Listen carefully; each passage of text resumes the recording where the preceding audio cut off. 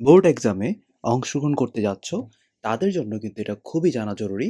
Higher math প্রথম পত্র অংশের খ বিভাগ থেকে ক্যালকুলাস অংশটির 2 থেকে 3টে সিকিউ পাচ্ছি। এই অন্তরীকরণ চ্যাপ্টার থেকে তোমরা 1টা থেকে 1.5টা কেন বললাম? একটার আংশিক সিকিউ তোমরা পেতে পারো। তো চলো আমরা এই চ্যাপ্টারটি থেকে কি ধরনের প্রশ্ন আসে সেগুলো নিয়ে আমরা একটু ডিটেইলস আলোচনা করি।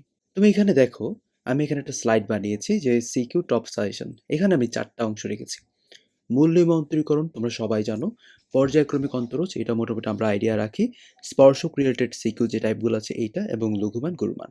আর কিচ্ছু পড়তে হবে না। এই 4টা টপিক খুব ভালো করে পড়ো, মোর দেয়ার এনাফ। এখন আসো, মূল নিয়ম অন্তরীকরণের আমরা কি সব পড়ে ফেলবো? না, এখানে যে কয়টা দেওয়া আছে, a x whole to the power n, a to the power n x, লন x, e to the power n x, sine n x, cos n x, sec n x, মানে ত্রিকোণমিতির 6টা পার্টি ভালো করে পড়ে ফেলতে হবে। এখন তুই বলতে পারো সাইন এন এক্স বলতে কি বুঝালাম? আমরা তো সাইন এক্স এর অন্তরীকরণটা পারি মূল নিয়মে। এখন তোমাকে যদি প্রশ্ন করে সাইন 5x এর অন্তরীকরণ, তাই না? মূল নিয়মে এই পার্টগুলো প্র্যাকটিস করতে হবে। তারপরে চলো পর্যায়ক্রমিক অন্তরজ যে পার্ট, সেখান থেকে তোমার কি এবার কি টাইপ আসতে পারে। এখানে একটা ম্যাথ আছে, এই ম্যাথটা খুব বেশি ইম্পর্টেন্ট, বরাবরই আসে। এই ম্যাথটা আমি তোমাদেরকে করিয়ে দিচ্ছি। y equals to sine m sine inverse x কিন্তু ডাকটা। তাহলে আমরা যদি প্রথম অন্তরীকরণটা করি, সাইন x ফর্মেট আছে, তাহলে cos x লিখে দিলাম। বোঝা গেছে? এটা কি x ছিল? না, তাকে আবার ডিটেক্স করো। এই যে এই পর্যন্ত আমাদের কাজ শেষ। তারপর আমরা আরেকটি গুণ করে দিই।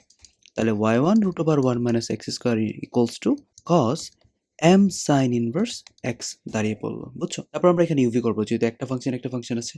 তাহলে কি y1 কে রেখে ডিটেক্স করলে 1/2 root x into minus 2x plus root over 1 minus x square রাখলে এখানে কিন্তু y2 থাকতেছে। আর এখানে আমরা বলতে পারতেছি মাইনাস সাইন এক্স। বুঝছো? আর এটিকে এক ছিল না, তাকে আবার ডিটেক্স করলে m by root over 1 minus x square চলে আসে। এখন এই 2 আর 2 তো ভ্যানিশ, তাহলে আমরা কিন্তু লসাগু নিতে পারি 1 মাইনাস এক্স স্কোয়ারটা রুট ওভার। তাহলে এখানে কি থাকে? Minus x y one plus 1 minus x square into y2। এই পর্যন্ত ক্লিয়ার?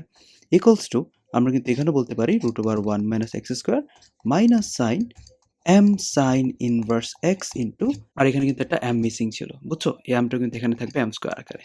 আচ্ছা, তাহলে এইটা এবং এটা কিন্তু ভ্যানিশ।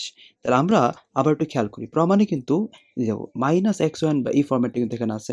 তারপর 1 মাইনাস এক্স স্কোয়ার ওয়াই2 এই ফর্মেটটা আছে, শুধুমাত্র m স্কোয়ার ওয়াইটা কিন্তু আমরা এখনো পাচ্ছি না। তাহলে m স্কোয়ারটা পেয়ে গেছি, বাট ওয়াইটা কোথায়? তুমি যদি ভালো করে খেয়াল করো, y এর মানে কিন্তু এটা। তাহলে আমরা ইচ্ছা করলে এখানে y এর মানটা বসাই দিতে পারি।